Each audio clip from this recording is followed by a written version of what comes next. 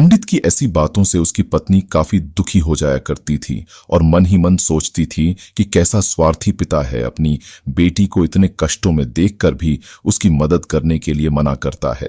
आखिर भगवान ने जो इतना सारा धन धान्य दिया है उसका क्या करेंगे?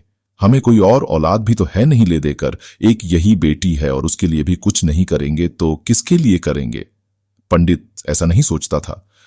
ऐसा नहीं है कि पंडित अपनी पुत्री से प्रेम नहीं करता था, लेकिन उसने अपनी पुत्री की कुंडली इतने अच्छे से पढ़ी थी और वह यह पहले से ही जानता था कि वह चाहे किसी भी लड़के से शादी करती, लेकिन उसके जीवन में यह समय आने वाला ही था और बिना इसे भुगते उसको छुटकारा नहीं मिलने वाला था।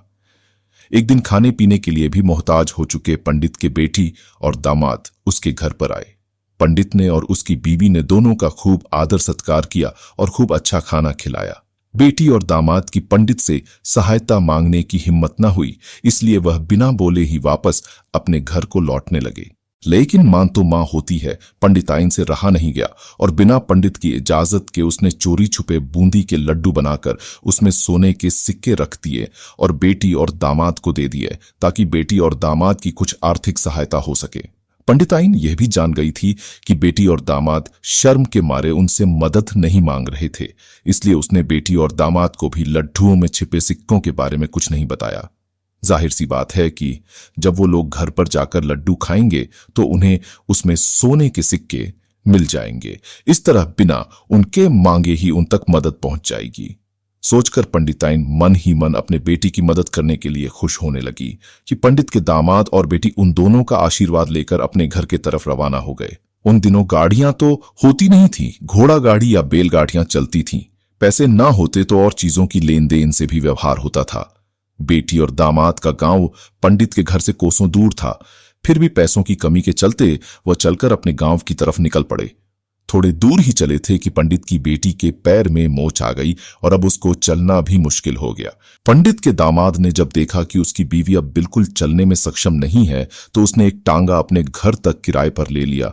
दोनों पति पत्नी टांगे में बैठकर घर तक पहुंच गए, लेकिन टांगे वाले को देने के लिए उनके पास पैसे थे नहीं, इसलिए पंडिताइन ने जो बूंदी के लड्डू उन्हें दिए थे वही किराए के तौर पर उस टांगे वाले को दे दिए। टांगे वाला बूंदी के लड्डू को लेकर वहां से चला गया। टांगे वाला अपने घर की तरफ जा रहा था, तब उसे एक हलवाई की दुकान दिखी। उसने सोचा कि थोड़े से बूंदी के लड्डुओं से मेरे घर के लोगों का पेट थोड़ी भरने वाला है, इससे अच्छा मैं इन बूंदी के लड्डुओं को बेचकर उनसे कुछ चावल खरीद लेता हूं।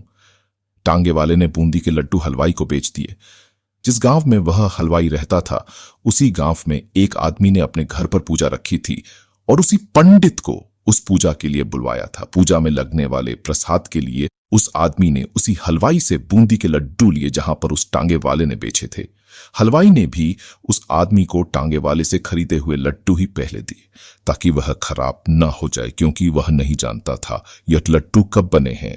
पूजा खत्म होने पर दक्षिणा और बूंदी के लड्डू लेकर जब पंडित अपने घर आया और खाना खाने बैठा, तो प्रसाद में लाए बूंदी के लड्डू खाते वक्त लड्डू से सोने का सिक्का निकला। इस घटना को देखकर पंडिताइन की आंखों से आंसू बहने लगे। पंडित ने जब पंडिताइन से उसके रोने का कारण पूछा, तो पंडिताइन ने पंडित को सब कुछ बताया और पंडित से उनकी बातों पर भरोसा न करने के लिए माफी मांगी। पंडित ने पंडिताइन के आंसू पोंछे और कहा कि तुम्हारी तरह मैं भी हमारी बेटी को बहुत प्रेम करता हूं, लेकिन अगर हम उसकी अब मदद करते हैं तो दामाद हमसे हमेशा ऐसे ही मदद की अपेक्षा रखेगा और अपनी बुरी आदतों को कभी नहीं छोड़ेगा। पंडिताइन भी अब पंडित की बातों से सहमत हो गई। 2-3 महीने बीत गए। पंडित के दामाद और बेटी फिर से एक बार उसके घर आए और इस बार उनकी परिस्थिति पहले से बेहतर थी, क्योंकि पिछली बार खाली हाथ जाने के बाद दामाद ने नया काम शुरू किया था और अपनी सारी बुरी आदतें भी छोड़ दी थीं।